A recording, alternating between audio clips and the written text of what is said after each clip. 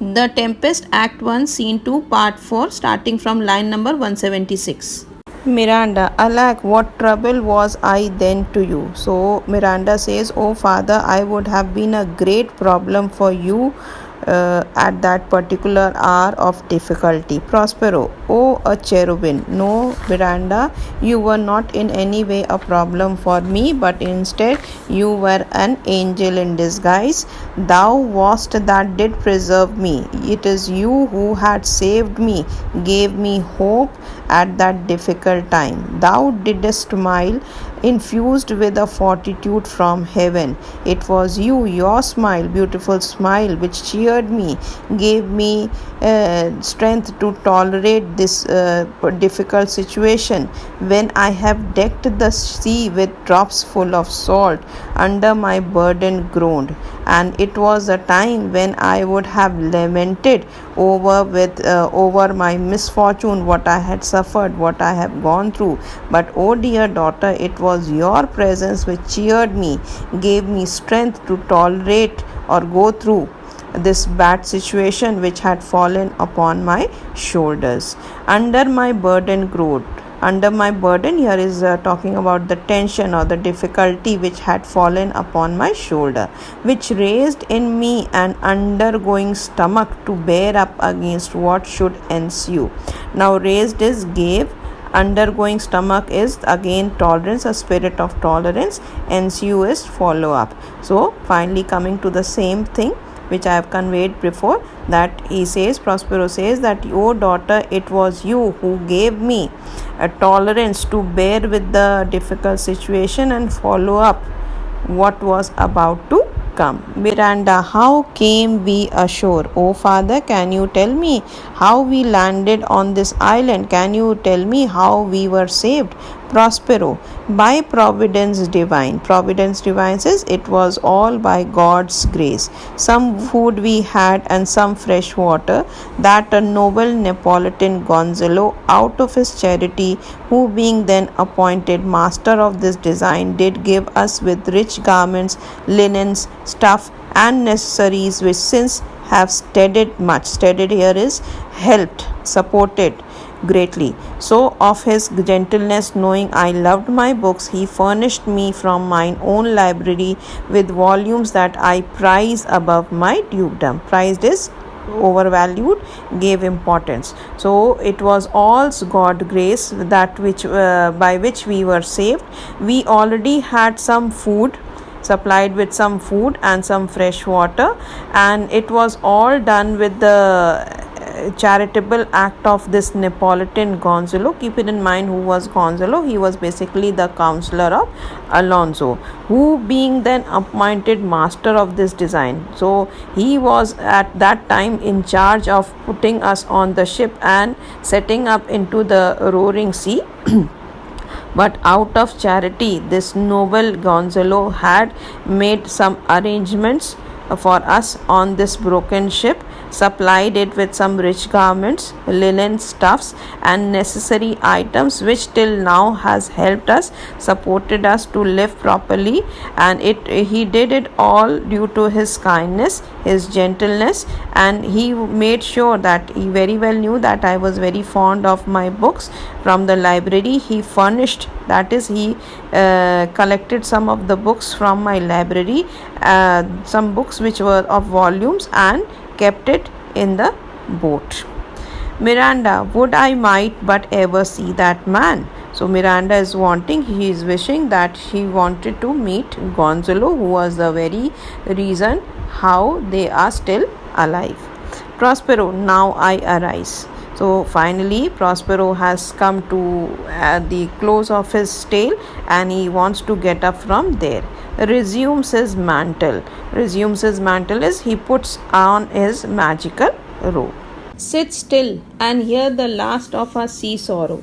Here in this island we arrived, and here have I, thy schoolmaster, made thee more profit than other princes can, that have more time for vena hours and tutors not so careful. So profit here is standing for benefit, vena hours is standing for less serious use of time. So Prospero says to Miranda, please daughter, just listen to the last portion of our suffering. Finally, when we reached on this island, I decided that I should become your teacher and give you maximum benefit of whatever knowledge I was having.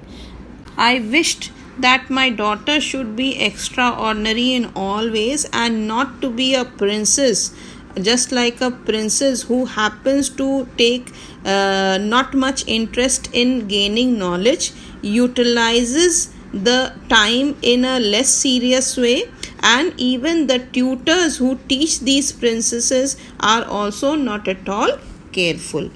Miranda, heavens thank you for it, and now I pray you, sir, for still 'tis beating in my mind your reason for raising this sea storm. So Miranda finally thanks her father for everything, and she says, may God bless you, father, for the pains you have taken to give me so much of knowledge, but still something is troubling me in my mind. And can you just, father, tell me what is the cause, what is the reason of you raising the sea storm? Prospero, know thus far forth, by accident most strange, bountiful fortune, now my dear lady, hath mine enemies brought to this shore, and by my prescience I find my zenith doth depend upon a most auspicious star, whose influence if now I quote not but omit, my fortunes will ever after droop. Here cease more questions, thou art inclined to sleep, 'tis a good dullness, and give it way, I know thou canst not choose. So Miranda finally sleeps. Come away, servant, come, I am ready now, approach my Ariel, come. So this is an important speech. So the meanings, so know thus far forth is know this much only, hath mine own enemies, that here it is denoting for the enemies, that is Alonso, Ferdinand, Antonio and Sebastian. Prescience is relating to the knowledge of events before they happen, that is just you can take it as foresightedness. Then zenith is standing for the highest prosperity or the highest point. Then court is to take advantage, to take maximum benefit. Prospero addresses Miranda and says that, oh daughter, you should know this much only about the past, and I must relate to you that it was by accident something strange and unusual thing happened, and the fortune favored me, and thus my enemies were brought to this particular island. So hath mine enemies brought to this shore, shore here is island, and by my prescience I find my zenith doth depend upon a most auspicious star.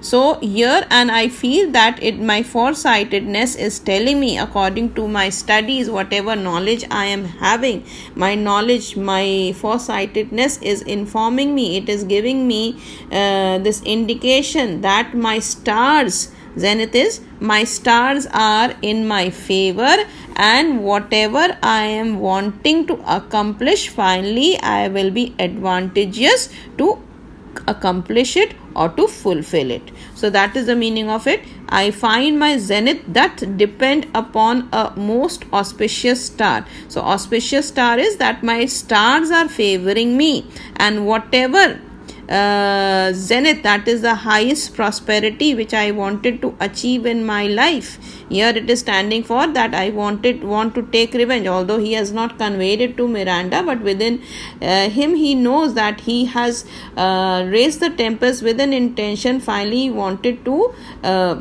take revenge from his wrongdoers. So that is the reason he had raised the storm. So that is the reason he feels that the stars are favoring him, and this was the reason why the enemies finally had reached to the island. If now I quote not but omit, so if I do not take the advantage of the favorable star, the stars which are favoring me, my fortunes will ever after droop. I feel, O daughter, that I will not get such a favorable time ever after, and my favorable time, my time, the good luck will be droop is means come to an end. Here cease more questions, thou art inclined to sleep. And finally this Prospero cast a spell upon Miranda because he feels that she is asking too many questions, and that is the reason he is not wanting to give any further answer to the daughter, and thus he cast a spell, and slowly and gradually Miranda goes to sleep. And here sees more questions, sees is stop asking more questions. Thou art inclined to sleep is you feel sleepy, 'tis a good dullness. So here it is your sleepiness which is taking over you, and let it happen means let the sleepiness overtake you, and I know you can't not choose, and I know now you cannot resist it. And finally Miranda is hypnotized by her father and she falls fast asleep. And finally after Miranda goes to sleep, this Prospero is found calling to his obedient airy spirit, who is his slave also, named Ariel. So come away, servant, come, I am ready now, approach my Ariel, come. So finally Ariel enters. Enter Ariel.